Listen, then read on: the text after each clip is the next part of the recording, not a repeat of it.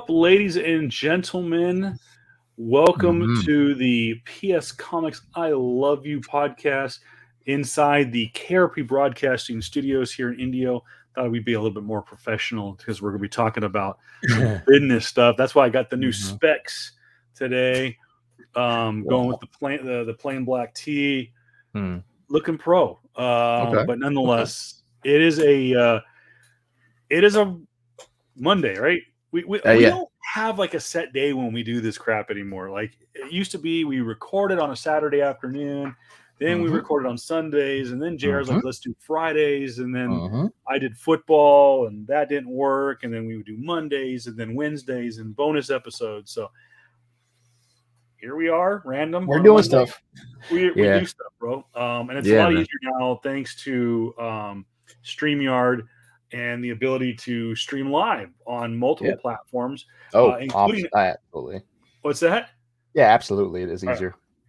We are broadcasting live on Facebook. You can watch us live on Facebook Live, on all major multimedia platforms, smart TVs, Apple TV, Roku, whatever it is. Just download Facebook Watch. Subscribe. Don't forget, Mhm. head over to your Facebook page, like and subscribe, or whatever you want to do. Follow PS Mhm. Comics I Love You, my page, Voice of Reason 23, or for tonight and well, every once in a while, same thing with Twitch. We're when we do more tech slash video game stuff, we're gonna stream on Twitch. Yep. So just because we're limited to how many channels we can stream to, so we're gonna be kind of playing shell games with, like, we're gonna be promoting this page, and so we're on Twitch tonight. True Voice of Reason 23 on Twitch.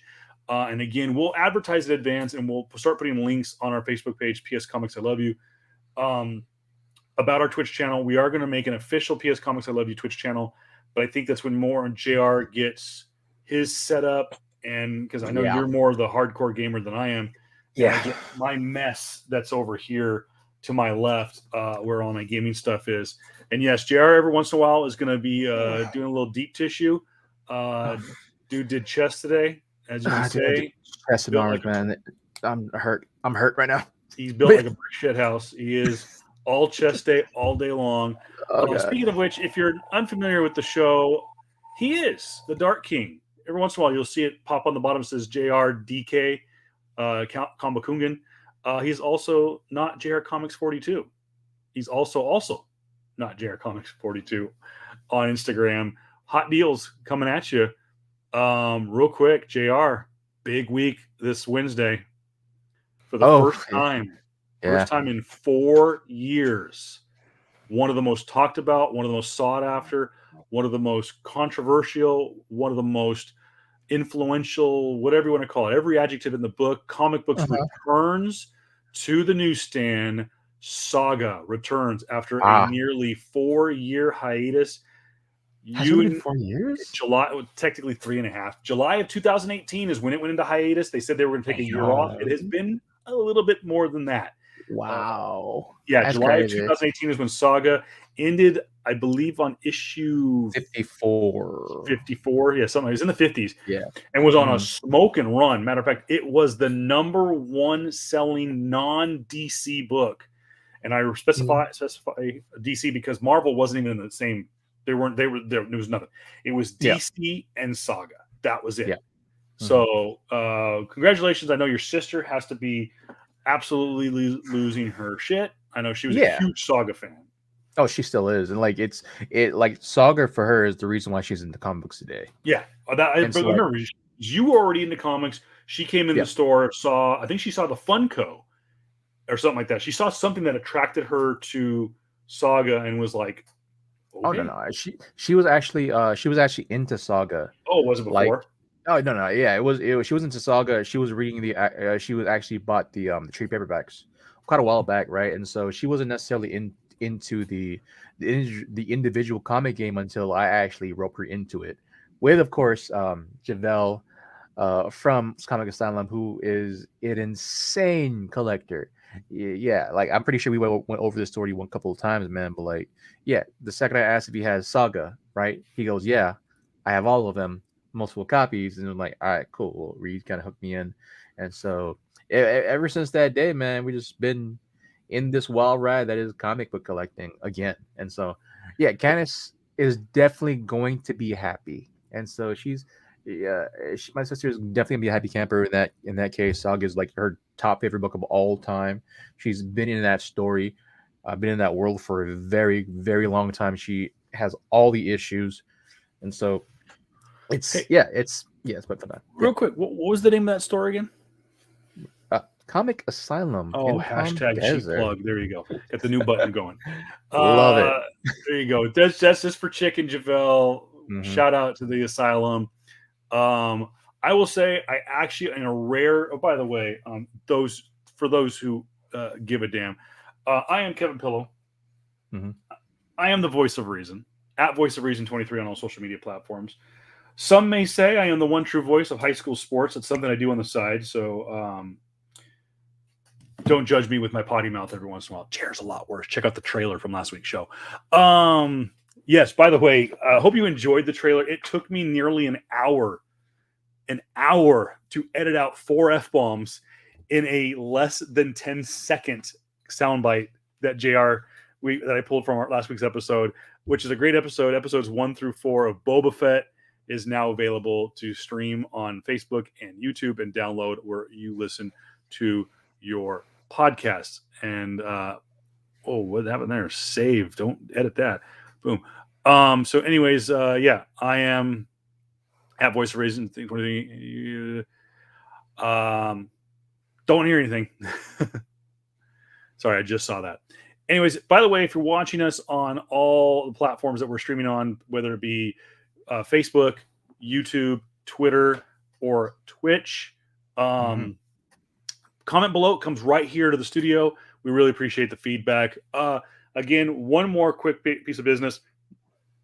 Like I said, we mentioned before, the podcast is going to be on every once in a while. We're going to talk about a subject that might kind of cross boundaries and cross platforms and kind of cross different genres, so to speak. Tonight, obviously, part of nerd culture, part of comic culture is tech, is video games, is what we're going to talk tonight. And so I figured, what better platform to syndicate on than KRP Broadcasting? Obviously, my company. We produce and own PS Comics. I Love You in a co-partnership with JR. We also have a podcast called Talking Tech. It was a buddy of mine named Anthony Girardi, who used to live here in the desert. He now lives in Seattle, and we've talked about resurrecting the podcast. And it was kind of a hybrid of what JR and I do now. It was a lot of tech, but it was a lot of movies. We talked a lot about movies. Didn't talk as much about comic books, but talked about a lot of movies and the tech side and stuff like that. So we're streaming on Talking Tech. You can find it on Facebook by searching out Talking Tech, and we are streaming on it tonight because we're talking about tech and we're talking about business, and we're not going to get into any of the news and notes. We're going to get right into it because this was the biggest news in both pop culture and business the last 7 days, and that is Microsoft. Microsoft. That's right, the big daddy, the one that Bill Gates started back in the late 1970s, something like that, 70s, early 80s.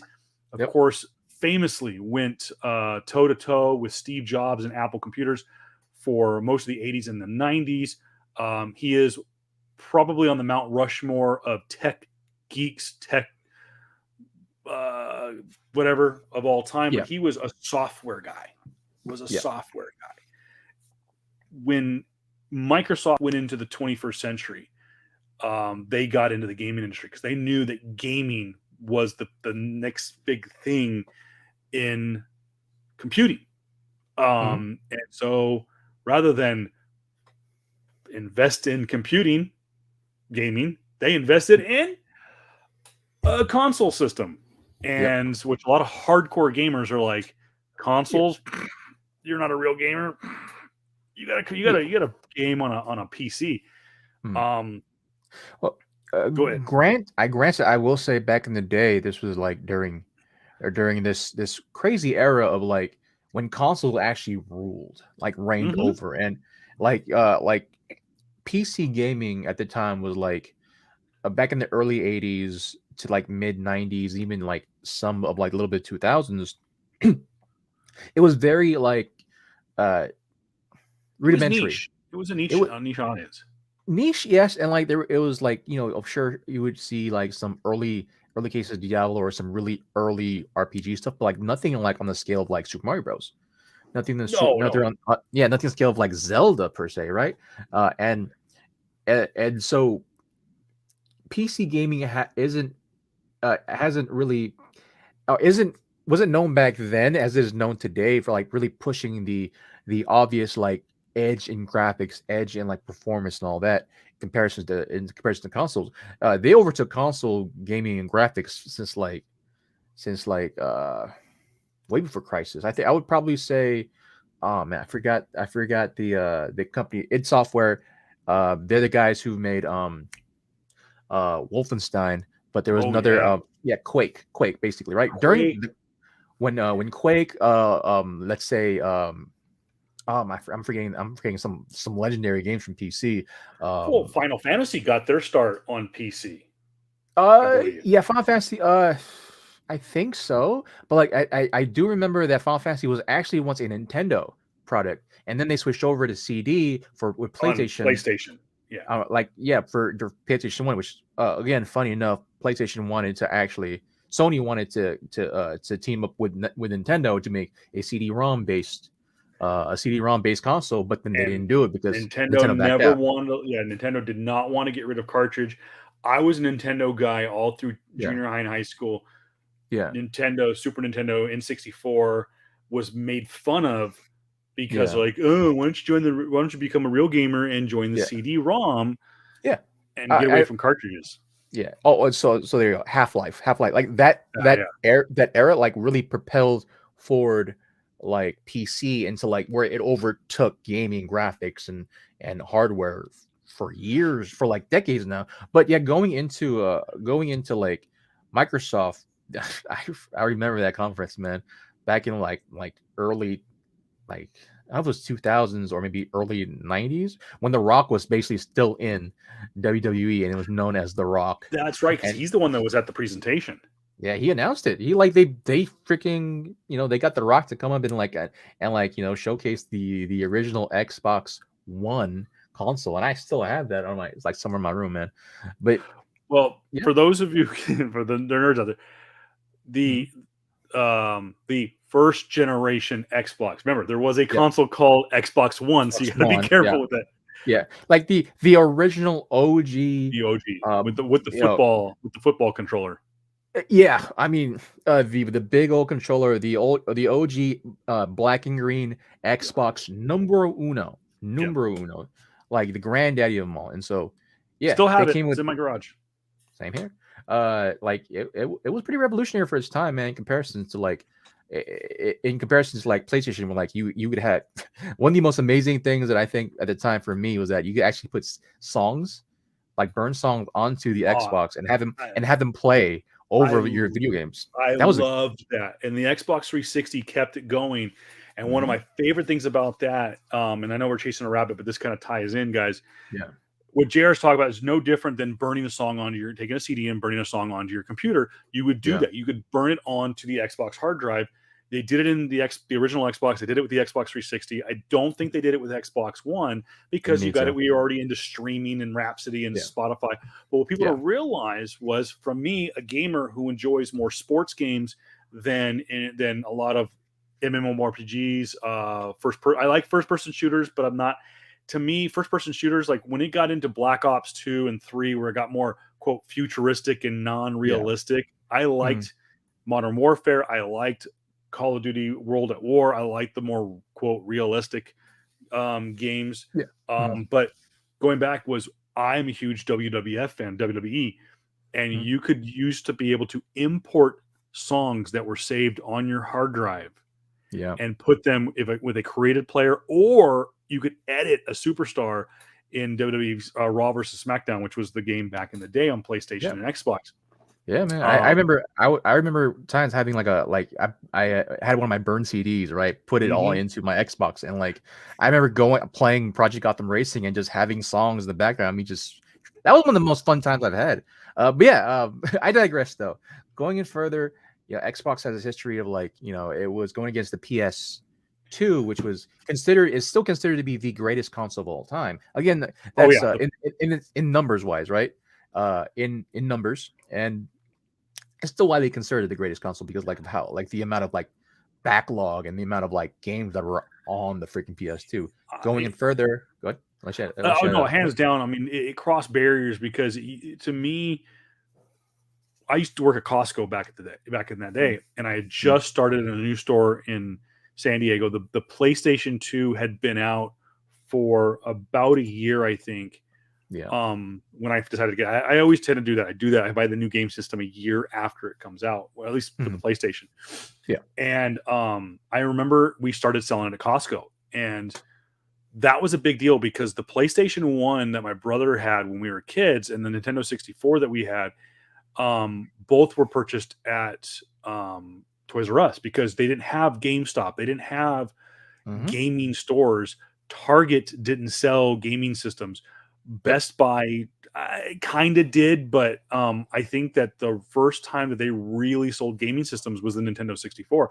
But for Yeah. a company like Costco to sell um, bulk deals, and it was a great deal because basically you got the system and two controllers for the price of the regular system, and I think you got I think that they, to be honest, I think they gave you Gran Turismo Yeah. with the game, which is that's like Yeah. Mount Rushmore games for Sony Entertainment for PlayStation. So, Yeah. Mm, but to tell JR is how big the PlayStation 2 was, is it really pushed gaming systems into basically yeah.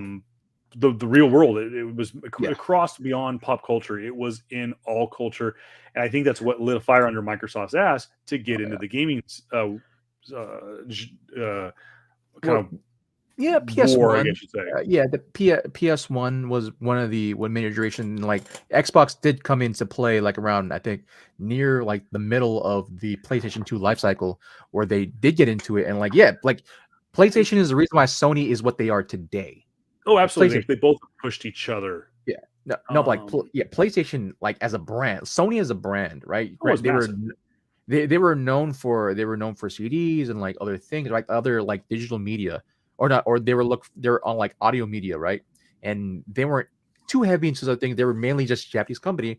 And then when PlayStation, and when they just introduced PlayStation One, they just full on just just a rocket to the top Oh and yeah. just made them this huge conglomerate they're known today. And going to PlayStation 2, Xbox came along. They've had a lot of great hits, Halo being one of them. Um, Project Gotham Racing. I think Forza is also in that generation, if I'm not if I'm correct. And just a bunch of other great stellar games at the time. I think they had a great partnership with Tecmo at the time, which had like the Dead or Alive series and like a bunch of other great looking games. And don't get me wrong, Xbox looked better than PS2 at the time. Going on to the next generation after that, the Xbox 360, that's when they freaking took off. Xbox Absolutely. 360, they I think were earlier. They released earlier than PlayStation, which was good for them. Uh, they had such a huge market lead on PlayStation at the time, and the PS3 was an era where like Sony got very very cocky. Their hardware was so freaking super hard to develop on, uh, and that they I remember the whole freaking thing of like a $600 price point for the time for the era, and how like the conversations of that are like, oh, maybe you should get a second job in order to buy a PlayStation 3. I'm like, that's such a bad like PR disaster in the sense, right? That honestly should have tanked the PS3, but because of such of a following that the Sony brand had for PS1 and 2, people still stacked onto it. But like from that point, man, it was Xbox off and running. That's when they released Call of Duty. Call of Duty was still a franchise, but it was mainly a PC franchise at the time. Yeah. But then when the Xbox 360 launched, they had a launch game with it. I forgot which Call of Duty it was, but it was like It the may old have. World War II game. It was the original World at War game, I think is what it was called, or maybe it was the original World War II game. Yeah, World at War was, I think, the second version of the quote unquote World War II games. Yeah. I do remember what got me to buy an Xbox 360. I remember it was the only time in my life I've really been able to save money. I wanted the Xbox 360 Elite because I'd seen the white Xbox system, the original, and I kept hearing about this Elite. Now I was working at Best Buy at the time, and we kept hearing these stories of this Elite console. So I just kept saving my savings. Finally got officially announced. I pre-ordered it, got it on launch day. I remember I came in on a work day, came in early, bought it, took it home, came back to work. I didn't even get to play it, didn't even get to hook it up. Got off of work at like 10 o'clock at night, hooked it all up, crossing my fingers I didn't get the Red Ring of Death on opening day, and played Modern Warfare and Halo. So I think I bought, I think it was a Halo bundle. Yeah. I think that's the version I have. Matter of fact, I have to look it up. I think that might be the version of the Microsoft, the Xbox 360 Elite that I have is the Halo 3 edition. Anyway, I digress. Going on to the Xbox 360, like really showed, like that's when Microsoft just got what they got and just rolled with it, man. They launched so many freaking franchises. Call of Duty being a mainstay, even though it was a multi-platform game and it was selling on PS3 at the time. It was at the time known as an Xbox 360 game because that's where a lot of the esport competitiveness, that's where a lot of the the online competitiveness really took off. And one of the biggest things too from the Xbox One generation or the original OG Xbox generation is that they had Xbox Live connectivity. That was super intuitive. And because that was the main reasons why people came back to Xbox OG at the time, because it was like this crazy understanding you can play against people online. And even though that's been the thing for PC for quite a while at the time, it was available on the PS2, but it was so convoluted to hook up. You had to buy another a modem, you had to buy another thing to connect in the back, and then all this other stuff. Some games didn't really have it. Like the only one of the best games to have it was SOCOM, which I was gonna say SOCOM, Navy SEALs. That was the only reason I got that game, and it was the only reason I got that hookup. I spent a lot of money. I think the hookup was like $60. Now, crazy. Pardon me. In 2002, 2003, when I bought it, $60. I know people go, "Oh, back in my day when things got $60 for a single guy living on his own, working barely 30 hours a week for minimum wage at the time." And I know all the people out there working minimum wage, they're probably going to go boo-hoo. $60 was hard to come by, and literally 20 years later, I still think that stupid thing will work. Let's just say this. $20 20 years ago gave you a full tank of gas, and we were still bitching and complaining about that. We were still bitching about it when things went above 99 cents. Yeah. And so that was the state at the time. But going back to Xbox, that's, they got Gears of War, which that was a freaking great game. I played the hell out of that game. Crackdown came out. A bunch of these great exclusives for Xbox came out, and that was one of their biggest negatives going into that generation, was that they don't have enough exclusive games. And then because there was a lot of cross with the exception of Halo was the big exclusive game that kept people from crossing over. But Jerry, you brought up a great point about the exclusivity of Xbox Live versus the PSN, which is the PlayStation Network. Was the PlayStation Network was free, get it? However, downloadable content, DLCs, back in the day on PlayStation, on PSN, you would get for free. You would get the new maps for Call of Duty Modern Warfare for free on your free PlayStation Network. Here's the problem. One, which is, you're thinking, why are these complaints? No one was on it. No one played online on PlayStation. So people are going, why? It's free. Because there was no money coming in, so they didn't mess with the infrastructure. It was a convoluted mess during PS1. They try to do some, or PS2. They tried to do something with PS3. It was there. It was workable, but it wasn't. The infrastructure wasn't as still sucks. I mean, yeah, it still kind of does too. I'll give with that. Like I have the PSN now on my PS5. It's for me, it works great. It's just that like connectivity issues, they definitely need to really What work you up just on it. saw there was a subtle flex by JR saying that he has a PlayStation 5. I mean, I'm always gonna say that. Going back, but I digress from that point. Going back But I do. into But yeah, one more quick point on the Xbox Live versus the yeah, PSN, especially during the Modern Warfare eras of Modern Warfare 1 and 2, was yeah, you paid $10 a month or whatever it was for Xbox Live and the 10 different bucks is status crazy. whatever, and the Yeah, PSN, which was free, was you got shit for it. And you like yeah, say today, like just January 24th, that there was a new map coming out on a Tuesday. You'd stay up mhm, till midnight. New DLC would drop at midnight, and yeah, Xbox Live got it right then and there at no additional cost. It was yeah. included because you were a PlayStation Live member, and then the PSN people who actually were Xbox Live playing member. Yeah, would get it like a week or two later. They yeah. didn't get the exclude. That was that was Oh, huge. yeah, no, that was it. Like during the Xbox 360 era, like they're the ones that really actually went out to like third party publishers and say, "Hey, let's have an exclusive deal." That was the whole thing. Yeah, Like that was one of the it's gonna be foreshadowing for what's come. But Activision, that's one of the Activision roles of like, "Hey, we'll send you and they were the we'll big send you ones money of it. some Yeah, ways." And then you give us exclusive maps, you give us whatever, you have better infrastructure for your internet play, for your online internet play. And yeah, going on to that and going into Xbox One, the last generation, right? They Microsoft went into it, or the Xbox division went into it with the exact same mindset that the PS3 did, with the PS3 dev teams had. Very much this weird dissonance of like DRM, which is digital, like something media, I forgot, some digital rights. DRM is digital rights. No, digital. Oh, I can't think of it. I know what Yeah, you're talking. It's like basically a it's digital copyright. yeah, it's digital copyright, which like had a lot of egregious things at the time. Even though for some mess up reason it's still implemented now, just we just don't know about it. At the time, they're talking about like, hey, you need internet, right? If you don't have internet, Digital your rights Xbox. management. There you go. Yeah, if you don't have internet, your Xbox One is just gonna turn off, or you won't have. It's some crazy like stuff. For back in the day, we thought was crazy, and here we are today. Just Well, taking a hand over and that fist. actually that DRM is it's a digital code that protects Yeah, digital content like songs and movies and stuff like that yeah. from being pirated and blah blah blah. It was also there was also a huge point of contention. You couldn't play used games either, because on one of the biggest contentions before the actual Xbox One came out, is that you can't have used games, meaning that your friend can't lend you a game in order for you to play on your Xbox One, because Yeah, that was yeah kind of a pain in the ass. because of the specific code that It was a form of DRM.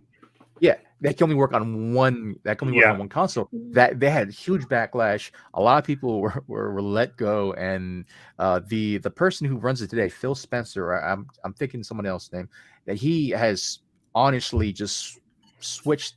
He is right. He is right the ship basically, right. The Xbox One PS4 era was just easily trumped by the PlayStation.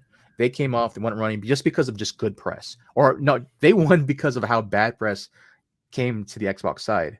And so also he did is like, let's not do that and just release a good system, $100 less than what the Xbox One was selling at, which was crazy at the time. And they just kind of just they took over. They won, quote unquote, won the console generation in the first year or so. Moving on to now, it's actually it's relatively a close match in that sense, but like understanding that not a close match, and like, I don't want to get into console war bullshit, right? Because honestly, we're too grown for that now. But like they are trying to do different things, and I really admire Microsoft for trying to do something different. Like they're trying to have this streaming service, Xbox. No, it's the Xbox Live, not Xbox Live, but their streaming service right now. The name escapes me for some dumb reason. yeah. They had basically like their version of iTunes. They had a little like music movie No, streaming. they're actual gaming streaming site. They're actual Oh gaming oh stream. oh oh oh. Yeah, I Damn forgot it! what's I just called. had it. Yeah, no, same here. I just for some Game reason I just Pass. can't remember. Huh? Was it? Is it Game Pass? Yeah, Xbox Game Pass, Xbox where Game they're Pass. trying to do like they're trying to do be the Netflix or Netflix of gaming.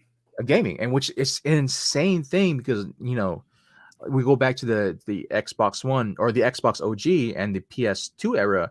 games at the time were like $40, right? PS3 they were $50, and PS4 to now they're upwards to $60 to $70. And so paying a $15 subscription for every month get you these games is insane thing. I'm gonna actually have you continue, bro, because I just got a chest pass in my left chest. I've been holding in, so go right ahead. And we'll use this as an opportunity to segue right into what Jared, because Jared mentioned right there that one of the big things in the early 2000s and the mid 2000s was Activision's Call of Duty series, like Modern Warfare, and their involvement with the World at War franchises and into Black Ops and whatnot. Obviously, one of the biggest games on the PC, and they made efforts to bring it to the console, was Blizzard's World of Warcraft and StarCraft. I believe StarCraft was the only one that tried to cross over into a console version, but they mostly were PC, and then World of Warcraft and whatnot. But those were the two during the 2000s, early 2000s. Those were the two biggest gaming companies in the world. You had Activision, which had Diablo. Diablo was Blizzard. Was Blizzard, but you Blizzard, had Call of Duty, and that's all you had to say. Activision. Activision had a lot of other games. Matter of fact, they were one of the early video game companies to give the WWE a licensing, or they licensed their stuff. But Activision was huge. Call of Duty, that's all I had to say. And then you had, like I said, Blizzard had World of Warcraft, StarCraft, Warcraft, just the Warcraft the game. And then you had games like Diablo for the hardcore players. And then, of course, down the road, those two companies just a few years ago, matter of fact, I think may have even been in the time period that we have done this podcast, or maybe it was later than that. But anyways, no. It was like about like 2007 ish. Okay, like, so it was back from that. Yeah, Blizzard and Activision merge. Yeah, huge gaming company. JR mentioned on the last podcast, became the third biggest video game company to this day in the world. Number one is Tencent. Number two, I believe, is Sony Entertainment, and number three is Activision Blizzard. No. It was the because of the acquisition that Microsoft, again, we're gonna say, because Microsoft received the acquisition of Activision Blizzard, they became number three. Okay. Activision Blizzard by itself was much farther down. Okay. With that said, we segue into the main topic. We were telling kind of the history and our opinion on Xbox, our experiences with Xbox, and with more time, we will do a full video game episode, and maybe we'll do it like on a Saturday afternoon when we have a lot of time to burn. Just about a week or so ago, Microsoft tendered an offer to purchase Activision Blizzard in a jaw-dropping, record-setting buyout at $68.7 billion, making it the largest all-cash acquisition on record via Reuters, and pushing Microsoft as Microsoft Blizzard Activision to the third spot and the highest market share in the video game division, trailing behind Tencent and Sony. So here we are, 20 years later, the console wars, Nintendo, Sony, Microsoft, mainly between the Xbox and the PlayStation. And here we are 20 years later, and it's actually a race now. Now, I know most of it was console v console, but you're telling me, and we're telling the folks right now, it took 20 years. This is how big of a deal Sony is and how big the PlayStation was. It took 20 years and a nearly $70 billion buyout of one of the largest video game software companies in the world to make Microsoft a viable threat to Sony and its title as pretty much the best gaming company in the Western Hemisphere. Now, Tencent, obviously a Chinese-based company that does a lot of North American, a lot of Western society video games, including League of Legends and Pokemon Unite most recently. It's a massive company. I'm not gonna hide it. It's public knowledge that I am an investor in Tencent, despite our previous president's near blockade of that deal going through. Matter of fact, he actually tanked the prices to the point where I could afford it. But I'm not going to get political. So here we are, 2022. we're 24 days into the new year, and we have Yep. arguably one of the biggest deals in the entertainment world. Yep. Taking a look more at it, before we get to the thoughts on it, from the business standpoint, for those of you watching on Talking Tech or listening to us on Talking Tech in the future, it's a breakdown. Microsoft paid $95 per share, overpaying the initial price that had once dipped as low as $66 per share. And that was because of one of the main things that we're going to talk about in this story. We're not going to bore you with the numbers and how this, what's going to happen and blah blah blah. We're going to kind of skim through that. So it's, like I said, $95 per share. They overpaid by almost $30 a share. We'll get into why the shares were starting to tank. My brother actually was a shareholder in Activision, sold his stock because of this very reason. He's kind of kicking himself right now because he probably inevitably could buy stocks in Microsoft with his shares of Activision. Yeah. But nonetheless, so this deal goes through. What does this mean? Obviously, it gives one of the largest software developers in the world to the slate of Microsoft games. It brings exclusivity to games like the Call of Duty franchise and potentially Warcraft and StarCraft to that to the computers. So this is a huge deal. This also does affect other business deals that could go down. We're going to talk about that later in the show, but really from a business standpoint, Microsoft does kind of overpay on this, but they needed to make a move because they felt that they were really starting to allow Sony to get away from them. And like you said, JR, you mentioned, is Sony's number two. Basically, they're basically number one. Tencent is in its own stratosphere. Yeah. They're basically number one, and it was not even close. I mean, no one even knows who number three was before this. And it takes a $70 billion merger to get them to the 3 spot. Real quick on that before we get into why they overpaid. JR, what was your opinion as a gamer, as a businessman? What were your thoughts on it? I mean, initially, like, not to burst your bubble, my guy, but like I do feel, well, as a gamer, oh shit, that's like initial thoughts. Oh shit, that's crazy, right? Like there's always these memes of like Microsoft back in the day of like how they could just open up their checkbook and buy whatever the hell they want because they're Microsoft, right? Yep. They have that type of cash flow. Like they bought them cash. They bought Activision Blizzard.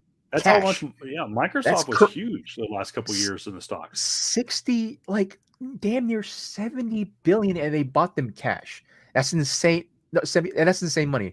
And so, like, I was thinking those memes and like, oh, they can just buy this company and that company. Like, that's too crazy. But my initial thoughts of it, is this. One of the things I want to add is that, like, one of the top selling games of PlayStation, right?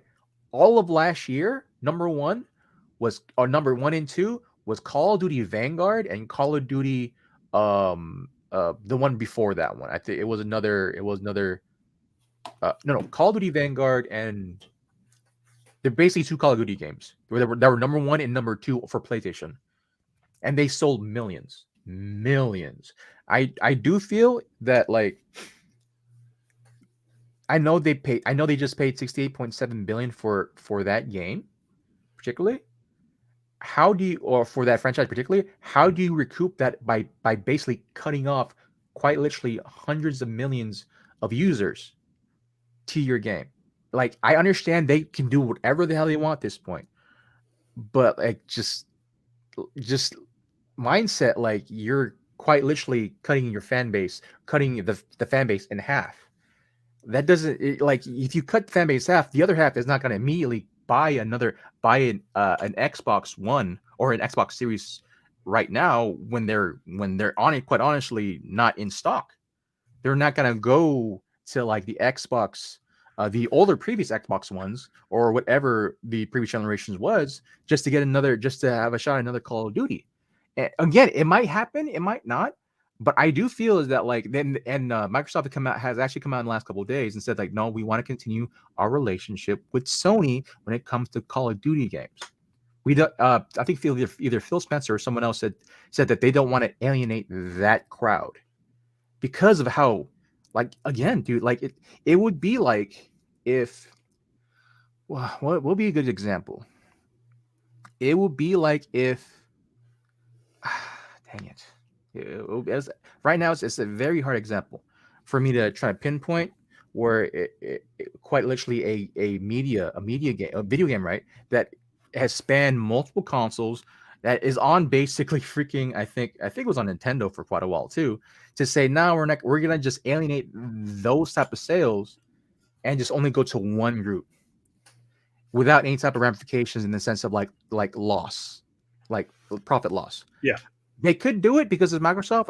I'm pretty sure they can afford it. But at the same time, you just paid $68 billion, and then for a franchise that you just basically cut in half now because half the players, or even more, or at this point maybe even more than half the players are playing on one platform. That now you're probably looking at exclusivity. You can get away with that when they bought Bethesda, when they bought and they can get away with that when you do release the Unix Oblivion, or they released the the new Star game they're trying to do, or let's say they want to do that with a new Fallout game. You can get away with that because that's actually a much more smaller market than in comparison to freaking to Call of Duty, which quite honestly with both combined, you're looking at like 50 million copies or more sold, and that's physical copies. And so I feel like they need to work something out because one, that's just a lot of money left on the table. Quite honestly, that's a lot of money. And from my standpoint, from what I'm seeing Microsoft, they're looking past consoles now. If they bought that game company specifically to put on the Game Pass, which goes on multiple ecosystem. Their ecosystem is much different now. They're not just solely focusing on consoles. They're focusing on so many other things outside of that, like PC, like other consoles, like freaking. I think they're doing on their phones now too, and like other type of like medias where you put up video games on. And so I feel like they're looking past the console generation gap now, because yo like it's just being more enticing to be into, for me it's more enticing to get a Game Pass now if I know that I don't need to freaking pay $60 for another crap Call of Duty game just in order to play online with my friends. Like that's super enticing to me to like, okay, instead of paying whatever price, I can just get on Game Pass. Like the crazy thing would be is that Game Pass was somehow evolve and go on a Sony platform. But I feel that's going this way because they're trying to look ahead. Like I just need to take off the console bias, or the video game console bias now, and just really look at what Microsoft's trying to do. They're not looking at Sony. They're looking at Apple. They're looking at Amazon. They're looking at other tech companies now because they're trying to get into this streaming space of wanting to have their product out to the masses as much as freaking possible, man. So I feel like this is a different type of chess for them. It's a great big move, but at the same time, you just literally alienated like more than half of your player base when you can quite literally look at the biggest selling games are all mostly on the Sony platform. And they're all like either Activision or these bigger third party developers. So I feel like for me, man, like you can't have that. Granted, I can be wrong. They can just say screw it and we'll just have everything on on the Xbox console, and that's their priority. But for me, the biggest thing to make sense is like, yo, like you can't leave that much cash on the table when you just spent $68 billion. And if just for history's past, I just say this, just to make note of this, Microsoft, the company, wanted to get rid of the Xbox division quite a couple of years back because of how much it was on the red. Like there was serious talks of like just saying like let's do away with the Xbox division. And Phil Spencer fought hard. He fought tooth and nail to say that no, you gotta have faith in it. And so I feel like this is something beyond just this console generation and just in consoles in general. I feel like this is a play at like just being a legitimate huge streaming service of their own making. That's what I feel like it is, man. So this is my thing. Yeah. And we'll get into the tail end, and I just want to, and I don't want to feel like we're going to gloss over, but I want to talk about where we're at, why Hmm. why we're talking about why Blizzard Activision sold. You know, they weren't losing money. They're a gaming company. They're a gaming company during a pandemic where a lot of people are still indoors. They're not losing money. Why sell? Well, I can give you $69 billion reasons why. And Microsoft is in the same boat. Microsoft is making hand over fist. Just to break it down, in 2020, Microsoft, which is you're gonna hear this number and go like, that's it. But I'll also break down why. At the end of 2020, Microsoft had where'd that number go? I just had it. But I can't find out. But Microsoft had cash on hand in 2020 at 140, about 150 million dollars. Yep. And you're going, that's it? That is when the bills are paid and deals are finalized. And that is it's just like us. When we pay our bills at the end of the month, we grab that wallet and go like, all right, we're having pizza tonight. I got $20 in my wallet. They're going, all right, I got 150 million. Let's go buy Activision for most of it. And that's still a lot of money. I mean, people go like, well, $150 million, you know, Derek Jeter made that in the last year of his contract with the Yankees before taxes and said over 10 years. Microsoft had cash on hand in their company's back pocket, $150 million. And they just keep, they keep investing that and whatnot. The overall value of their company, and this is what they kind of get. This is where they get to make deals like Activision. The value, the market capitalization of Microsoft, based on all of their assets, all of their debt, what are they worth? Is $2.2 trillion. They are the second most valuable company in North America. They are the third most valuable company in the world, behind Apple and ExxonMobil. So that also helps them. They get to basically, that's like us going, I want to buy a house. I'm gonna put up $20,000. Yeah. They want to go buy a company. Microsoft, Steve Ballmer goes and says, check it out. My company's worth $2 trillion. I'm good for it. You know, but that's where we're at now. Microsoft, being smart, made a lot of great deals. Started with the great Bill Gates, and of course Steve Ballmer, who now owns the Clippers. I think is he still CEO or no? I don't think so. Okay, I think like he's the owner. Yeah, he's fine. Anyways, he's in there. Anyways, two things: why overpay for a company that is on a downward turn? Still valuable companies, but on a downward turn. Why overpay by $30 a share? And why was the share so low when they are in a pandemic, in this day and age, as opposed to in the 1920s when people had to stay at home and there was nothing to do. There was no TV, there was barely radio, there was no magazines, there was no iPads. You had to play tiddlywinks and chess. Why in a pandemic is a gaming company selling for nearly $70 billion? Well, first off, we answered the question, why did Microsoft overpay for it? They wanted it. They wanted to bolster their gaming company because they were ready to sell it off. We're done. It's not losing money, but it's not making us money. And so someone went, ooh, Mr. CEO, I know how to make us money. And the old adage is, the way to make money, spend money. And that's what they did, spend $70 billion to buy a company. But why was Activision at $66 a share and not at the nearly $100 a share that it used to be, and at the value of what Microsoft paid for it? I'm about to tell you, we're going to get into this a little bit with JR. They were in the midst of a ton of lawsuits and a lot of bad press, including the CEO of the company. Sexual assault allegations that a toxic frat boy work culture had ran rampant at Blizzard and Activision for years. A lawsuit was filed on in July 20th of 2021. We talked about this briefly last summer. You can go back in the archives, find, I believe it was like one of the first 3 episodes. I think it was one of the first video game episodes we did in season 2 of this podcast. We talked about it briefly.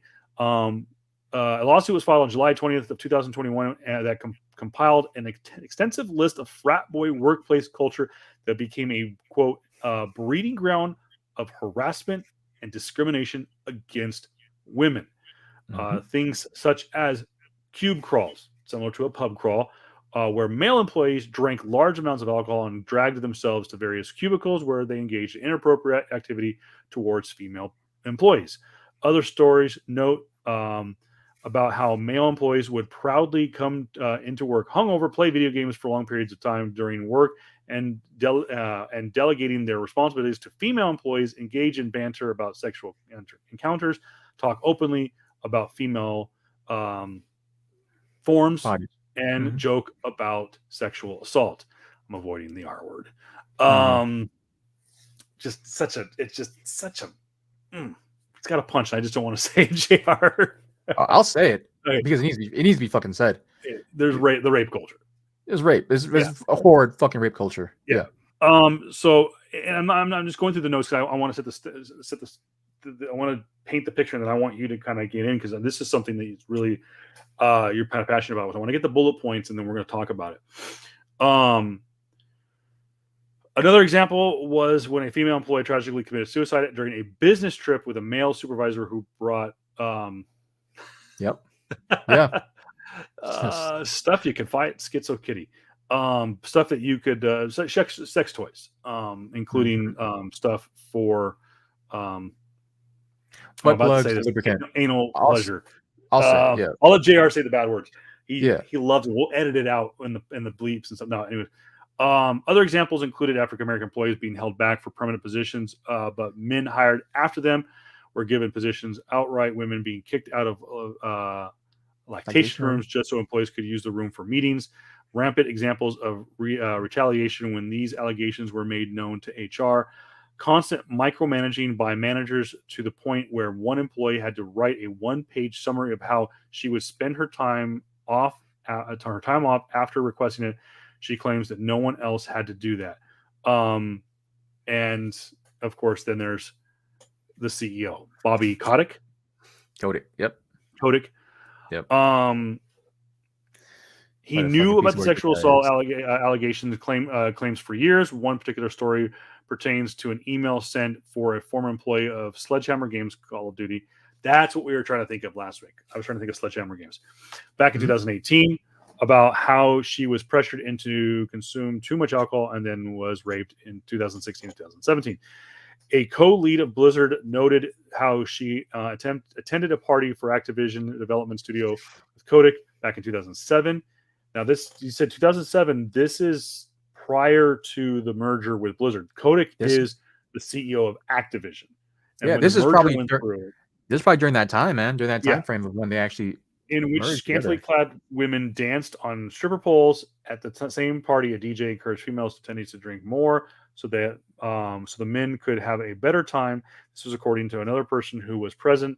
There's a even bigger laundry list. Has all the details, but we're pretty sure y'all got the point, as JR put in his notes. Activision Blizzard is a piece of shit company. This is a quote from J.R. Kambakugan. If you don't want to read up on it, the Wall Street Journal broke the news, and it's on their website. And it is. Oddly enough, JR, you have been talking about this for 6 months. I've been wanting, and we have not avoided doing it on the podcast by any stretch of the imagination. And I hate to say, people will come after us and say, well, you're no different than the mass media that avoided it. Just to be honest, guys, we didn't talk about it because one of the things about this show is we are still in a pandemic. A lot of people are locked down. People don't get to go out. We want to be entertaining. And there was so much entertaining, positive stuff that was coming out between July of last year and now. But with this deal, JR said, no, we got to do it. We had to say it. And I said, I agree with you. And it has to be said. No, I was probably thinking of Uh, I was probably gonna touch upon it, like what would happen when the actual like case would come down, if anything drastic, if any drastic steps forward. This is basically, if Activision Blizzard wasn't getting bought out, like the amount of fucking crazy shit that's gone through that company. And I know people been piling on, man, but like let's just make it be fucking man. And here's my probably rant of the week or whatever, right? My soapbox of the week. These motherfuckers speak for me. That's the sad part. You know why they speak for me? Because I'm a fucking nerd too. I play their games. And I'm disgusted that they fucking speak for me. Like I need to make this I need to make this fucking clear, y'all. This is not us trying away and saying, "Oh, we don't accept them." No, motherfucker. We have to accept them because we got to understand that this is us, man. This horrid, frat boy culture by legitimate fucking nerds, man.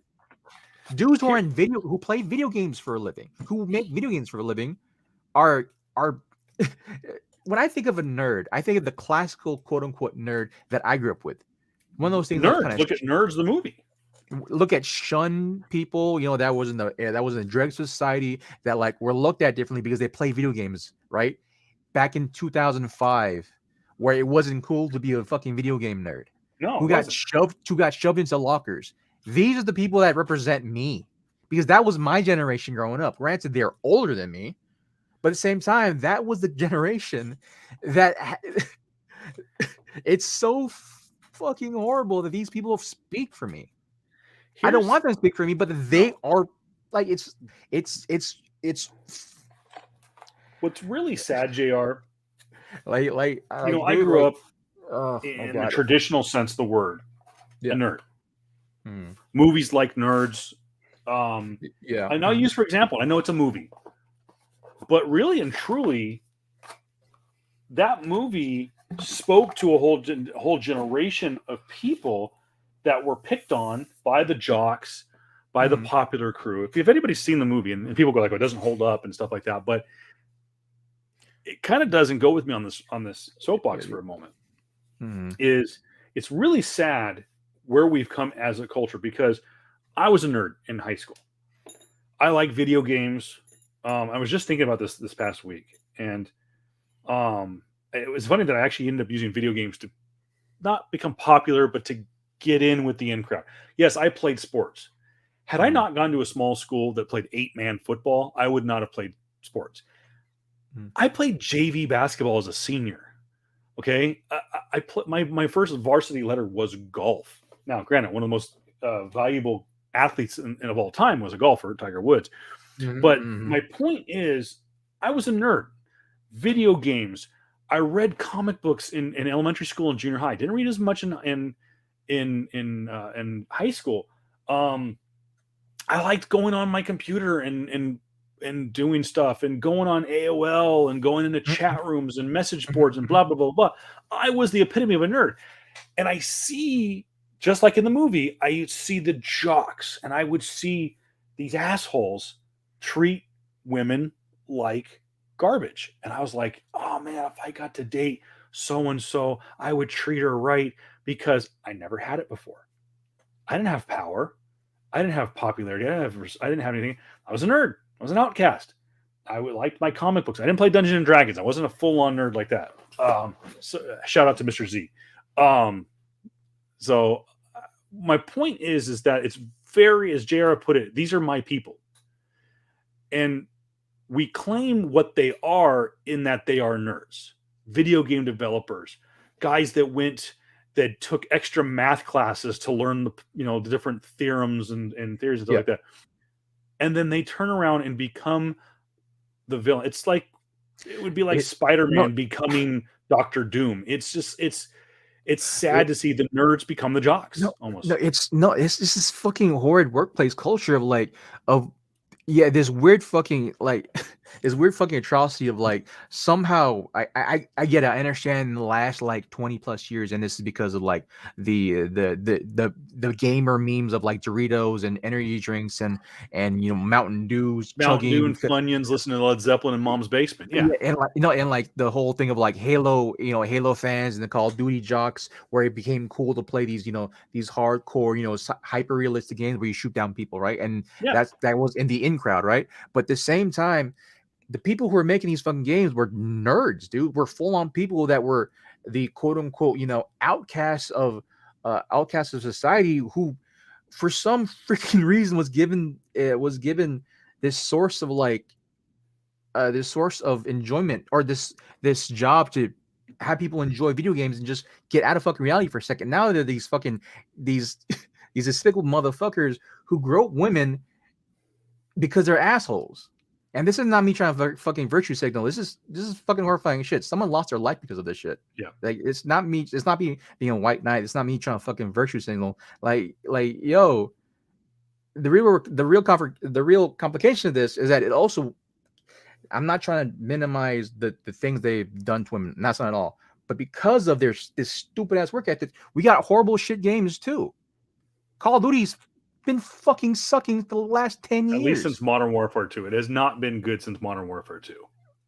Blizzard, one of the greatest freaking developers of all time, has been in decay for the last like 8-9 years. Possibly want to due to them being bought out by Activision, possibly, and then doing their Overwatch things and all these other. Well, they didn't really do too much. They made Overwatch, and then World of Warcraft has been their fucking golden goose for the last 20 years. But even that, since World of Warcraft has been on a huge decline for the last 8 years, I just can't help but freaking think, if y'all motherfuckers just kept your goddamn hands to yourself and on your freaking keyboard working your fucking jobs and keep your dumbass bullshit out of work and not make your female coworkers feel like they gotta freaking gotta constantly look over their fucking shoulders so you creeps don't fucking creep on them. Maybe you do an actually good job and not have this horrid like I'm hurt. I'm hurt. Jared, the best way to describe it is more money, more problems. And you give these because they think they're invincible. And I hate to use the word because it's so overused. It's a sense of entitlement. The video game industry has made money hand over fist over the last 20 years, making developers, making nerds, video game nerds, rich, making them, and it's been a predominantly, since day one, it's been a predominantly, I'd say 98% male industry. It is what it is. Females, just didn't give a shit about video games, and the ones who didn't pursue it because, yes, they would have been held back, and it continues to this day. But you gave, in the 2000s, video games went like this, just took off. Since, like you said, we talked about the history. This was important. It laid the groundwork for this conversation right here. Since probably like 1999, since the heyday of the PlayStation 1, gaming has gone upward and has never looked back. I can't stress this enough. Money does not help you fix the underlying problems of you being a fucking creep. Just because you're a creep, just because you're a creep, right? Just because you have money doesn't mean that necessarily you weren't a fucking creep to begin with. Now these motherfuckers had enough cash and enough power in their sides, because obviously, if any woman basically spoke to HR, they got the can. It's in the documents. Yeah. If they were any type of grievances towards supervisors, and this is on the documents too, they would be sat fucking down with the guy, and the guy would try to like go, oh no, you're gaslight the hell out of these women. Again, money exposes your creepiness. That doesn't mean that it wasn't there to begin with. Like Not always. It can create. It sure it can create, but at the same time, if more power is given to these freaking dudes, again, I'm not trying to sound like some fucking simp or some SJW man. I'm just trying to tell you, like, yo, I'm just like, if I was in that situation, if anyone that I knew and loved and were women are in that situation, I would throw hands immediately. Like, I can't stress that enough. The most like it's gonna sound fucking archaic and sounds super backwards, man. But sometimes men who don't get the message need to get their asses whooped. I've been saying Agreed. this multiple times. Men who don't get the fucking message, y'all should get your asses whooped. Like, period. Women don't need to understand that, and that's fine. But for men who do, you need to get your ass whooped if you have problematic behavior. Period. Because your problematic behavior is also like destroying a once great fucking company that has huge lineage. Yep. And so like I can't stress that enough. And Bobby Kotick is the dude that spearheaded a lot of this shit. Like I don't know if he necessarily speared, because I've read some of the stuff in the Wall Street Journal. I think he is just guilty of allowing it to happen.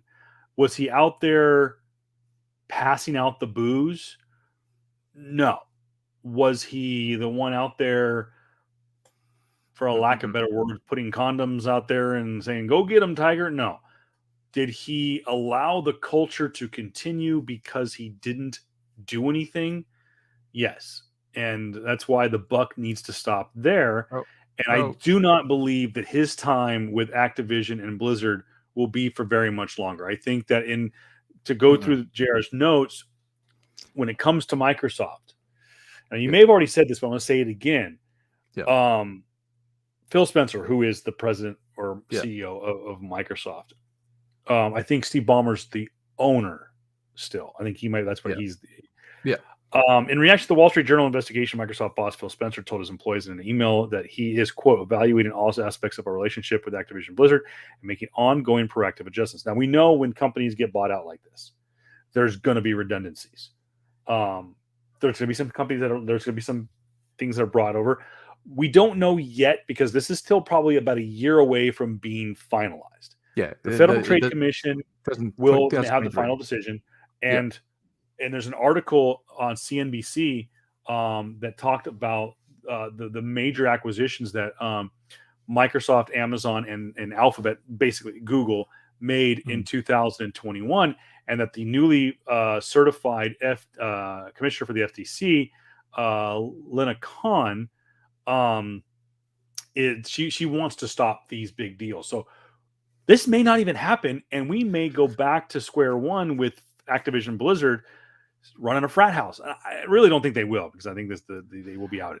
I mean, I honestly think JR, Bobby Kotick's days are numbered.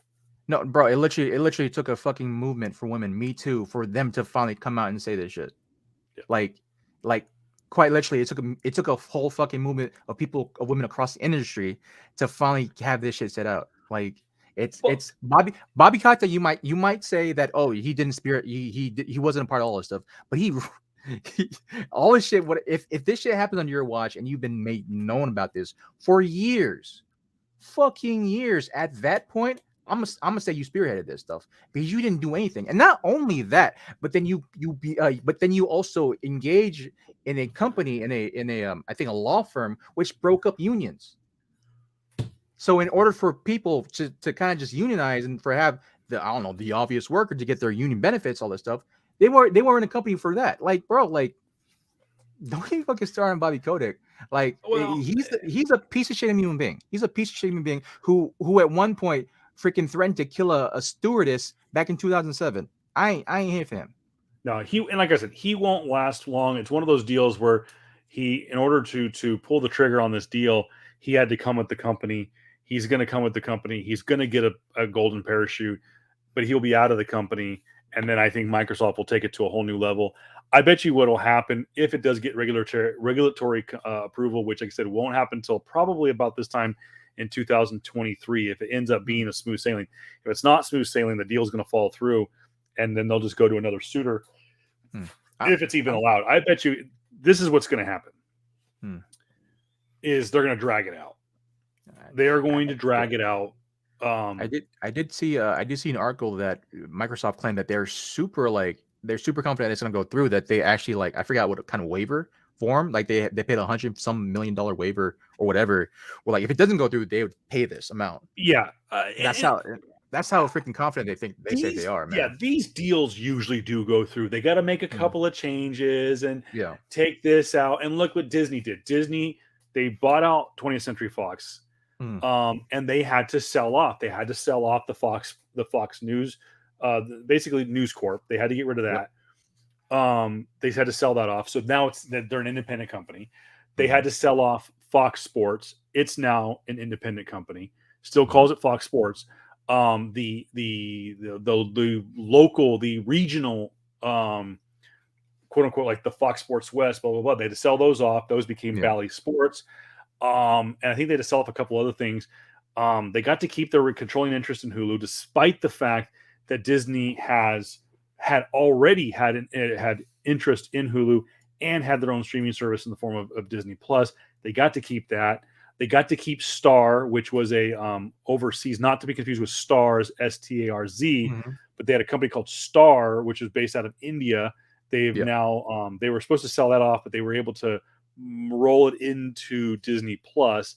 But I think what will end up happening, I think JR, I think you're right. I think what ends up happening is they will have to break down Activision Blizzard, see what they all have, what do they get, what are the assets, what are the companies, what are the subsidiaries to Activision Blizzard. Do they have to sell up this? Is there redundancies? Is there conflict of interest? Is there a monopoly on something? There is no monopoly. Microsoft, yes, they're a software company, but they're not a gaming company. Yeah. That's not Sony buying It's not like it would be like Sony buying Microsoft. Now that's a monopoly. They would have both gaming systems under one umbrella. Mm-hmm. That would be a no-no. But I think you're right. I think this will probably end up being going through. However, mm-hmm.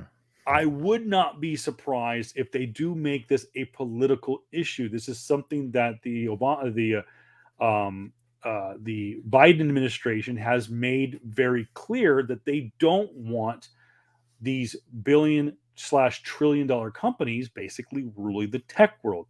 Mm-hmm. I don't think this is on the same level of what is causing issues at Facebook. I don't think this is the same problems that were plaguing, per se, Twitter from a filtration of news. Oh yeah. From that standpoint, from what's wrong with the merger. Because I don't think there is a conflict of interest between Microsoft and Activision Blizzard, but I think that they are going. I bet you there'll be a behind closed doors meeting saying, "Tell you what, we'll make this deal go through.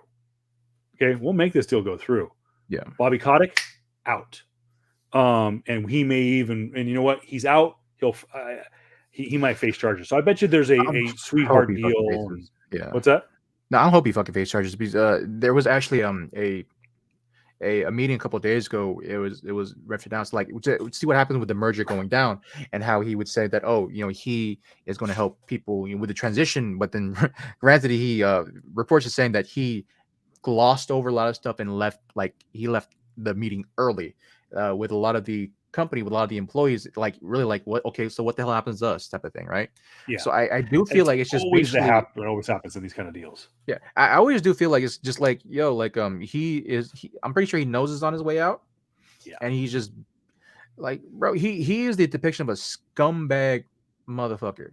Scumbag person in front of a company that like sells you freaking snake oil from the 19 whatevers, right, from the early 1800s. Like he's that guy. But like, if that's the thing, cool. I don't know what it means. Like, I don't know what it means for the higher ups. Activision has been on a quote unquote like firing spree the last couple of months now, since the news initially came out. I think they got rid of like 10 or so more employees that have had these allegations and has been backed by multiple witness statements saying that happened. But like, just it's a messy fucking thing to go all around, man. And I not to kind of put a bow on this too, JR, and this has to be said as two men. Is we're not like JR said right there, and I hate the word, but I get where he was coming from. It's the word simp. We're not simps. We're not freaking, like I said, we're not social justice warriors. We're two nerds talking about something that's making not only men but nerds look bad. If you're sorry to cut you off, man, but like if you call a simp in a story where it's quite literally a woman committed suicide because of the possibility of her being sexually harassed. Fuck you. Yeah. Honestly, fuck you. You grow the fuck up. I hope the shit that's been reported never happens to anyone of your loved ones. I completely agree. And what the point I was going to make too is we're not sitting here and making the typical they're guilty until proven innocent Hmm. kind of accusations. We're making we're telling a story, and we're bringing you, we're giving you the news, and the I'm trying to think of the point that I was going to make. I apologize. Um, the I don't want, we're looking at these reports, but we don't have all the information. We're not sitting on a jury. We're not convicting these guys. Hmm. And yes, there is always two sides to a story. It doesn't matter whether it's right or wrong. There is always two sides to a story. And that is why allegations like this are always completely fleshed out. Because, JR, what has really hurt the Me Too movement is was it Amanda or Amber? Amber Heard? Amber Heard. Hmm. What has really, really hurt, Hmm. as much as the allegations and the truth has come out about Harvey Weinstein, what has hurt the Me Too movement more than anything has been Amber Heard, someone who used that movement to That's levy allegations against her uh, boyfriend at the time, and then of course it came over. So, bro. Yeah, let's not step into but territory I'm of. just saying is that for those of you who are gonna that do, this is an important story. It's an important movement, and I tell men and women out there that listen to us and talk about these sensitive subjects is don't go like, there are people that will go like, you know what, this really means a lot to me, and I've heard this story about Activision Blizzard. There's a female nerd out there that's going like, you know what, I feel like I'm being, I'm just like these people. And then there's some people that might go like, "Ooh, that is a cool kind of story. I can make a quick buck." Don't be that person. Don't buck it up for everybody else. Okay. And anytime a story like this comes out, there's always on the other side, as much as these assholes at Blizzard and Activision are creeps, there are creeps on the other side that screw up stuff like this for everybody. So anyone who wants to make a quick buck and tell their saw boohoo story that's bullshit, I hope you get just as much shit as these assholes from Activision Blizzard do. So I'm just getting out there because I just see it happening. That there's all Uh, these true stories, and then there's that one pain in the ass that's out for a quick grab, cash grab, and then ruin it for everybody that's. else. I mean, yeah. Um, Like so let's move on from that. I'm not trying I to. agree. Yeah, I'm not trying to say because Amber Heard is a fucking person nowadays that we should then we We should should then never doubt all mention the her fucking name ever other. again. Should be But like Voldemort. no, but still though, like I don't want to use the example of oh well Amber Heard exists so therefore like I Yeah, don't want to use that example. Just yeah, more so like what's been reported before. These allegations had been known to HR yeah, multiple times throughout the years, and HR has done jack fucking shit yeah. to the point where they've had to have outside sources come in and try to or outside law enforcement come in and try to like put that on again. Like neither here or And to there. show and I understand your heart. I understand your heart. oh It's no, but I'm just also going back to what you said too, JR. And yeah. this is where we've made strides the last few years. Is that this has been going on? As said in JR's notes, it's been going on since 2007. Is there's a lot of companies in 2007 that didn't know how to handle this. I'm not making an excuse for human resources because you'd see the story and just be a decent human being and go like, "This is going on. This needs to stop." But they just they're like, "Wait, what? I'm sorry. What's going on in our business?" And it was different when no one gave a crap in the 70s and the 80s, like Wolf of Wall Street, if anybody's ever seen that movie. And that really did happen, by the way. That wasn't an over dramatization by Martin Scorsese. I mean, what's the guy's name? Belfort has come out and said that stuff happened. Um, but and we've made such strides in the corporate world in the last 10, 15, 20 years. In the early cases, HR probably had like, we have no idea what to do. 3 years ago, come on, bro. Like, come on, human resources at Activision Blizzard. You don't know how to just fire a guy because he grabbed somebody's ass? It's uncalled for. I've had to do that over the 10 plus years in retail and stuff like that. Yeah.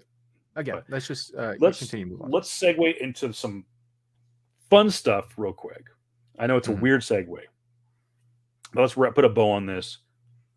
JR, what is Microsoft getting other than a ton of lawsuits? What are they getting out of this deal? A lot of once prominent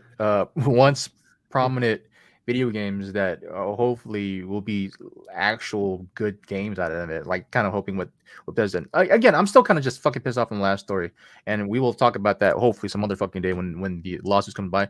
But like, because of that fucking bullshit that has happened to women and the men who did it, shit games that have been put out. Like Overwatch, yes, it's a shit fucking game. If you don't know how to freaking if you don't know how to fix your like even out everything, all right? Yeah, it's a fucking shit game. Diablo was once a great game. Yeah, Diablo 3 was Diablo 3 though, a piece of shit. Call of Duty, probably the most prominent game of the bunch. Like I've said, I've been playing most of the iterations. I didn't buy the last freaking 2 because why do I need to now? Because I play Warzone, complete shit game as well. World of Warcraft, great big seller, was once the biggest MMO. Was once the biggest MMORPG of all time. Been dethroned recently by Final Fantasy 14. Thank you very much, OCP. It's been horribly shit. StarCraft, my obvious favorite of that whole bunch, has been dead for the last 10 plus years now. Yeah, I can't remember. Yeah, God dang, you're right. It's been 10 years since StarCraft 2 came out, and really was not a good. No, it was entertaining. It was not a good game. Like StarCraft 2 was great. StarCraft 2 and Brood were great. StarCraft 3 was complete shit. Oh, is that what it was then? Yeah, okay. StarCraft 3. So like World of Warcraft, as they've put out a ton. It's really what has kept Blizzard in the in the discussion has been World of Warcraft, and they've put out so many expansion packs, but really have done nothing to make the game truly quote unquote expansive. And so, like JR said, imagine what they could have done. Oh, I will say, actually, probably their biggest selling game, Candy Crush. Right here, bro. They bought Candy Crush. Yeah, right there. That's probably back on the game. I don't know if it was that game or someone else that was like one of the best selling like mobile games of all time. It was either that one or Flappy Bird or no, it's always been Candy Crush. I mean, Candy Crush has had a stranglehold on the top chart, at least for Apple, for iOS, for free games for years. And I had no idea until you mentioned it in the notes that King was bought out by Blizzard, and then merged with Activision. What does this mean for Sony? Absolutely. To me, I would okay. What does this mean for Sony? If this story broke a year ago, it means nothing. Absolutely nothing. Sony's like, yeah, call me when you can dethrone the PlayStation as the greatest selling console of all time. But right now, with 3 major companies, now 4 with bringing Microsoft. Microsoft has had a huge couple of years.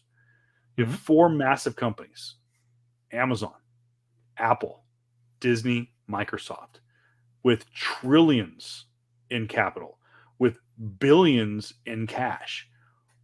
What are they going to do with it? Because to go back, the last time a company was like, what am I going to do today? I'm going to buy Sony, was about 10, 15 years ago. Actually, I think it was about right around 2008. So it was a little over 10 years ago. Yeah. And the great Steve Jobs, talk about another icon. Steve Jobs was still alive. And Microsoft and Apple just had a massive year. Now, for those who don't know, 2007 was the biggest year in Apple history. iPhone, Apple TV, they really took strides in their Mac OS that year. They were flush with cash. billions in cash from 2008 to about 2010, 2011, before Steve passed away. And one of the last things he wanted to do was he wanted to spend some money, because what do? You spend money so you don't get taxed on it. So what do? You buy things. Okay. But you buy things that are going to make you money. Don't go buy boats. Don't go buy mansions. Don't go buy cars. You go buy companies. And there were companies that Steve Jobs wanted to buy. First company he wanted to buy Sony. Buy the whole enchilada. Not Sony Entertainment, not Sony Pictures, not Columbia Pictures, Sony. The whole thing. I want the cameras. I want the video cameras. I want the TV. I want the PlayStation. I want the movie studios. I want the rights. What was he going to do with it? He admitted he was going to hand it right over to Disney. Why? Because he sat on the board of directors at Disney. He was going to sell it for them for pennies on the dollar, if not just give it to him. They also thought about buying, and they also, the other reason too, Steve Jobs wanted to buy Sony, because he wanted to be a personal fuck you, because Sony used to make the batteries for the MacBook Pros. And remember back when Sony batteries blew up? Yeah, he was a little pissed about that. He thought about buying Disney. Steve Jobs was this close to buying Disney. That's how much Disney was down prior to 2010. They wanted to buy it. That was the last time that Sony was truly on the market to be bought. Yeah, it was. Now they are they're a multi-billion-dollar company with with one of the top 5 highest-grossing movies of all time in Spider-Man: No Way Home. Yep. And yet now, all of a sudden, they're on the selling block once again. And so JR put in the notes, what does this mean for Sony? It just means that they're purchasable.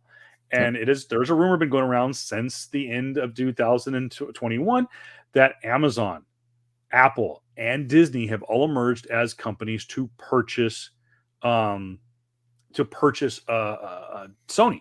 I don't think a deal is going to happen anytime soon.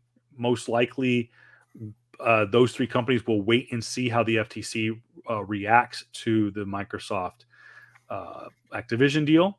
But I do know that Apple is not waiting. They do want to buy someone. And just to kind of put into perspective too, last year, the 3 biggest tech companies when it comes in terms of acquisitions actually was not Disney. It was actually Alphabet, which is the parent company of Google. In 2021, Google purchased nearly 120 new companies to roll into their portfolio. Microsoft had just shy of about 50, and Amazon had just shy of 40. Of course, for Google, Alphabet, they spent over $20 billion in acquisitions. Microsoft spent just over $25 billion, and Amazon spent just shy of $16 billion in acquisitions, but they were still the 3 largest companies in 2021 for acquisitions. And again, according to the CNBC report, they are not done there. And it wasn't reported too. We mentioned in the notes real quick. I want to put this out there that Apple also is in the market to expand not their home entertainment, not their gaming, not their music, but their fitness. Of course, Apple Fitness Plus was a big addition in 2020 to their Apple One plan. They are on the verge of purchasing Peloton. Apparently, Peloton's fitness company is on the downward spiral, and Apple is someone that is willing to swoop it up and merge it into their Apple Fitness Plus. What does this mean for future deals like a potential buyout of Sony if Apple decides to go that way? Probably nothing. I bet you they get Peloton for like $2 million or something like that. Who knows? Yeah. But Peloton, but they all come together because who knew that Amazon was still in the market for a picture studio after buying MGM last year for nothing, like $10 billion. That's including James Bond. So like it doesn't surprise me. Like again, when you get into the companies that are like worth fucking trillions of dollars, like every acquisition they make, any big acquisition they make, is always gonna get looked upon. And so I understand that the Microsoft transaction is gonna be looked at, and it's gonna take a freaking year to do so. And the redundancies are gonna probably pay off. But then we had a conversation about this off air a couple days prior. the for me, it's gonna go through because I feel like the the Activision Blizzard purchase, right, isn't really that grand in the in the grand scope of things, right? In the sense of like it's a microcosm. As much as hugely diverse and as hugely popular video games is today, it's still in a small microcosm. In the It sense of is. like in the sense of like pop culture, the granted that like yeah, everybody plays freaking video games nowadays, right? Streaming is on its all-time high. Like when you break down to it, man, like it's just it's for their gaming division. It's a small company for their gaming division. It's just huge because they bought it for like damn near $70 billion. And granted, Call of Duty every single freaking year, right, has damn near hit near $1 billion, Yeah. right? And just for the Warzone aspect, the Warzone is their Call of Duty Warzone is their free to play battle royale game. That's kind of like Fortnite, right? That's in that same battle royale genre. Yeah. They've been making millions upon millions of dollars every single day. And but even in that sense, it's still not a huge thing for them. So I feel like that's one of the reasons why it's just gonna go through. In the gaming sphere, that's a huge freaking get, obviously. But the gaming sphere doesn't naturally constitute like the gaming sphere has actually freaking nothing on the on technology. Yeah. Like to totally honest with you, Apple does Apple does Sony numbers in like every single freaking like Apple drop of a new iPhone. Like Oh yeah. it's stupid. It's incredibly stupid.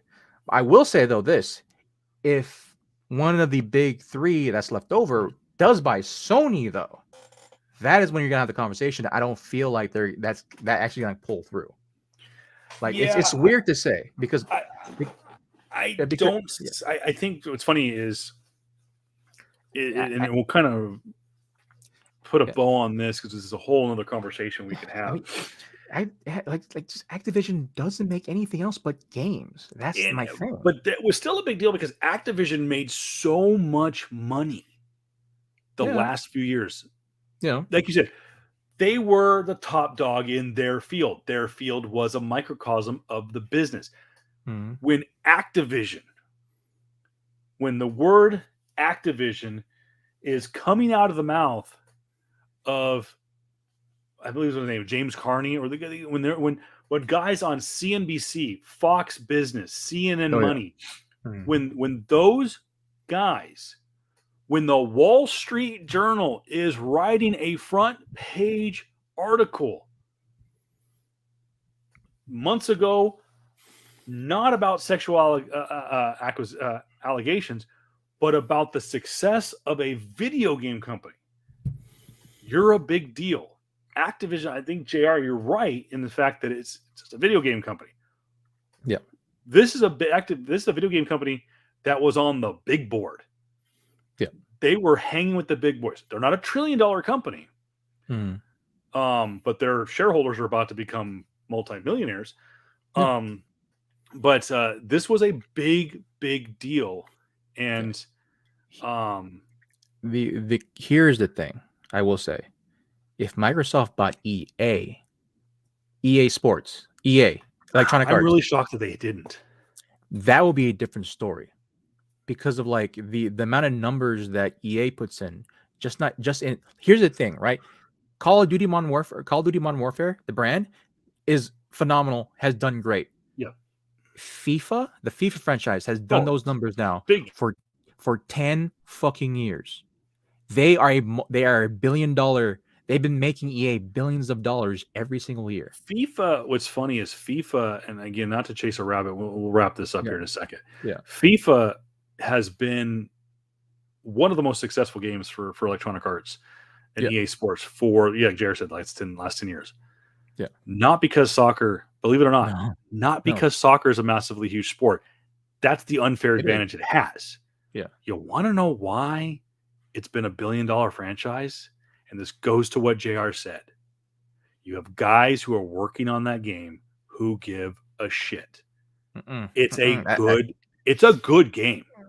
I have Compared to Madden, compared to the last time they did an NBA game, compared, Sure. And compared to the NHL game, that this Sure. frustrates me. I, FIFA I is not perfect, okay. but FIFA has outshined as a good Mm, console. Mobile, it sucks. Console, mm. it has been far better than the marquee Madden NFL franchise for more than a decade. I will say this. I will say this. Like, granted, like FIFA, I've stopped playing FIFA games for a long freaking time. One of the biggest reasons why FIFA games are so big is because yes, It's a football, huge game. Soccer. is It's a sport. football, soccer, right? Is a huge game. The one thing that made him $1 billion though is not the game. It's not the actual physical copy of the game. It's a little thing called loot boxes. Oh yeah, and No, and, no, and no, bro. I'm like oh we no, it's talk, terrible. we I've played on the mobile version and it sucks. we've griped about this. It's not loot boxes, but they call it the football packs, right? Like when you get with It's loot with Madden, boxes. it's loot boxes, absolutely. But here's the thing: you have those dedicated fans that buy cards and in the thousands, and so like billions upon billions of dollars have been put into a game where you have items that won't. I don't know if they switch over to the next game. So you have to rebuy these freaking cards Yeah, over and over again. it makes no sense. They started adding that a couple years in the mobile version. I go, and I remember asking my brother because he was bigger into the gaming, "What is this?" And he goes, "It's a scam." Yeah, And it's a then I scam. remember when we talked about Yeah, when it's a we did, scam. we go back and you can look on our YouTube channel Voice of Reason 23, and I'll be adding some of the new videos over the next few Yep. months to our dedicated PS Comics I Love You. If you go Yep. to Voice of Reason 23 on YouTube, and go to our video game playlist, you can find early on Mhm. one of the first gripes about the gaming industry, and we talked about Battlefront, which was an Electronic Arts game, Star Wars Mhm. Battlefront, and just you literally could not play the game unless you played like 60,000 hours or Some crazy spent like number. $6,000 or something like that, Yeah, and it's dumb. Um, yeah. So yeah, it's I agree with you. loot boxes Yeah, are the reason. the Main reason reason. being is JR too, and again, just don't want to open up this can of worms, but is no one plays games for the right reason either too. Yeah. When you need those to play the card game Yeah. to basically get the value out of the cards. I used to play FIFA. I went into campaign mode basically. I want to run a franchise. Give me Yeah. Arsenal in the EPL, and I'm going to go win the EPL, go to the Champions League, blah blah blah. That's all I wanted to do. I wanted to Yeah. play franchise mode, like in Madden. I just wanted to play a season. And nowadays, you got to play. They want you to create a player, and you got to trade these cards, and you make a fantasy team. And I'm like, I don't want to make a fantasy team. If I want to make a fantasy team, I'll go into franchise mode. Mhm. I'll be the owner of the Arsenal, and I'll do some transfers with the Galaxy in the MLS. I'll make some transfers for Serie A. I'll make some transfers for the Spanish league. I'll make some Mhm. transfers with the Italian league, whatever it is. I don't need to make a fantasy team with fucking cards, you know. And you're right. It It's so annoying and it makes no it's sense. no it's no it's just that like you have like it's loot box, it's gambling, it's people who open up card packs, and that's what has made them a $1 billion franchise like year in year out. They don't do anything other than like maybe update the graphics and some cool Yeah, tidbits here and there. Like it's quite literally that, and it's again it is a recurring thing that we've been talking about for a very long time now with the podcast. Where like loot crates. Yeah, and Grand Theft Auto is a 10-year-old, probably older game. Grand Theft Auto 5 is a 10-year-old possible game. Came out on PS3. They're going to re-release it on PS5. And it's the same freaking game. The only reason why they're re-releasing it is because that too is is a $1 billion it game. was. It was probably one of the greatest. It was probably one of No, the greatest. The only it's thing that was better was Vice City, bro. probably. No, bro, it's still a $1 billion game because every year Oh they yeah, make hella money because off of just small like it's insane the type of monetization is happening just off of like people's nostalgia and people like just wanting to have it. Nostalgia is a quick cash grab. No, it's horrible. We will do more gaming and tech shows for you in the coming months as we get closer to conventions reopening this year. I think this is going to be a big year for pop culture, something that we have not seen since we started this podcast in May of 2020. We have not seen a year where we've been back to our regularly scheduled events and a full slate of cons. I don't think you're going to see E3 go back in person ever. I think it's strictly going to be a digital online, but I think you're going to see other gaming stuff. WonderCon this year. WonderCon has gaming stuff all the time. San Diego Comic-Con continues to add more gaming to theirs as well.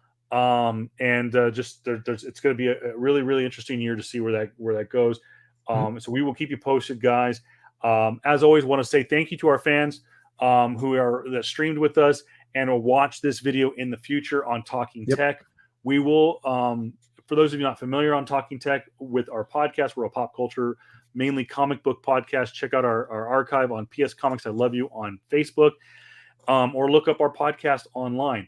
But I want to say thank you to those who watched our show over on Talking Tech. We will be streaming on Talking Tech's Facebook page more often when we do gaming and tech versions of the show. Same with our friends on Twitch. We may be scaling back what we stream on Twitch because we want to save that outlet for special occasions and for special content. I mentioned on this past week's bonus episode about Boba Fett, I'm working on 2 new platforms for us to stream on and for you guys to get access to, for new fans to gain access to our show. But like I said, as always, right there, as you see on the bottom, you can find us on social media at PS Comics I Love You on Twitter, where you can also stream the show. PS Comics I Love You on Facebook and Instagram. We'll be posting more stuff, including where you can see our funny trailers, including where I try to beep out JR's 4 F-bombs in 10 seconds, which is probably one of my best work. It's pretty funny. You can also find us now on YouTube, PS Comics I Love You on YouTube. And as always, he is the legend. It was a very heated, I can't say heated, but a very passionate on both of our parts today. Yeah, absolutely. This has been your baby for many months, and he is JR Kambakungan, also not JR Comics 42 on Instagram. And this is JR. And for those who don't know, JR puts a ton of work. I mean, he literally he researches this as if this were a doctorate in gaming. You give me too much credit.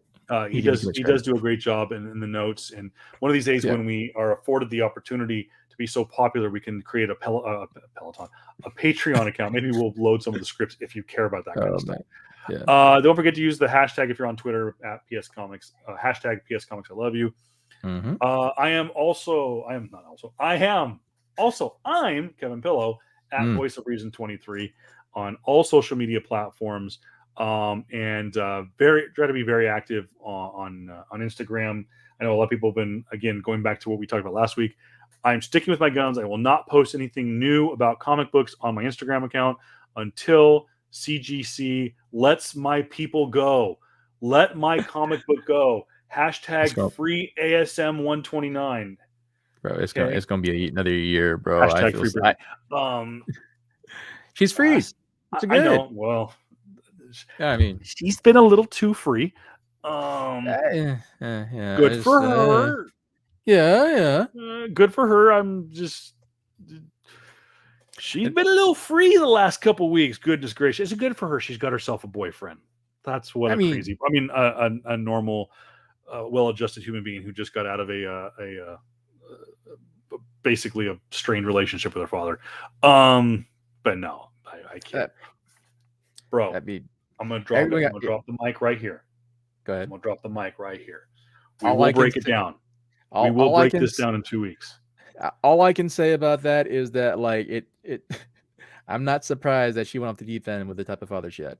Yeah, that's all I can say. I'm not surprised with the type of family she has either, and I feel bad for her sister. I really do. Yeah. Speaking of Britney Spears, Yeah. we'll end on this little teaser for something coming up in a couple weeks. I'm gonna say it now because we're gonna break this down. It needs to be broken down. It's pop culture. It's comic stuff. It's comics level stuff. We are about 2, maybe 3 weeks away from the biggest sporting event of the calendar year, and that is the Super Bowl, the big game. Dude, you see that? You see that freaking Bills versus insane weekend of game. Every game came down to the bro. wire. Every game was decided by 3 points or less. It's crazy. I actually think all 4 games were decided by 3 points. Yeah. But that's not what I'm talking about. I'm talking about the big game in LA, SoFi Stadium, Super Bowl in Inglewood. Mm-hmm. We are getting arguably the biggest, the most star-studded. Oh God, yes. The most jacked freaking halftime show in nearly 2 decades. It's gonna be fucking awesome, man. We've got Eminem straight out of Detroit. We got Mary J. Blige straight out of Brooklyn. We got Dr. Dre and, of course, Snoop Dogg out of the LBC. Yep. And, of course, the lyrical genius that is Kendrick Lamar. They will be in the hood, literally. Yeah, man. They're in Inglewood. Yeah, Where else do you have 2 parts of the NWA? Quick thing. Would you think we're getting a possible CG or 3D? Oh, absolutely. I want to say Warren G, because rest in peace, fucking legend Warren G, Regulated baby. I would love to see him, dude. Do you get him? Do we get Tupac? Bro? I mean, they gotta bring Tupac back. He's been done. Yeah, but you're in Inglewood. You've got founding members of the NWA, 100%. And you can't sit there and tell me they're not going to play California Love. What if they bring Easy? That's what I was thinking too. We will talk about this a couple weeks. Mm-hmm. Pepsi Super Bowl halftime show. Like we said, Eminem. It's been known for months. Yeah. But the big teaser trailer release during the first round of the playoffs last weekend, and it came out. It's a massive. It's been viewed multiple million times on YouTube. Eminem, Kendrick Lamar, Dr. Dre, Tupac, and Mary J. Blige will be performing in Inglewood at SoFi Stadium. Super Bowl halftime in a couple of weeks. We'll talk about that. Also, guys, real quick, we'll end on this. Book of Boba Fett.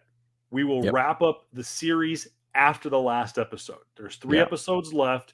We will wrap it up after that. So we won't have, if you're looking for a bonus episode on Wednesdays, not going to happen. Also, people have been messaging me, bro, you guys are such Marvel marks. Why don't you do DC? Apparently someone missed JR's rant last week about Zack Snyder. Don't. He got jittery there. I said the Z word. We are going to talk about Peacemaker. We have to talk about Peacemaker. It's good. What we're going to do, JR, I'm laying out right now. Mm-hmm. Because we don't know how long of a series Peacemaker is. I've heard 12 episodes. We're 4 in. Okay. We are going to do a full series review on Peacemaker. Have you seen any of it? I've seen the first 2 episodes. It is stupidly hilarious. John Cena is a nut. We will do Peacemaker. I promise you we will do Peacemaker. This is why you get James fucking Gunn. Yes. Hello, James Gunn is a lunatic. And you let him loose with the Doctor of Thugonomics. You can't see him. Oh, we saw a lot of him in episode 1. I will say this. The only Snyder that will take from DC is Scott Snyder. Absolutely. The man himself. But yeah, for those to answer the question, we will do a Peacemaker show. It is going to come at the end of the series or the end of the season. Don't know yet how we're going to handle Moon Knight. Moon Knight has been announced. It's only 6 episodes.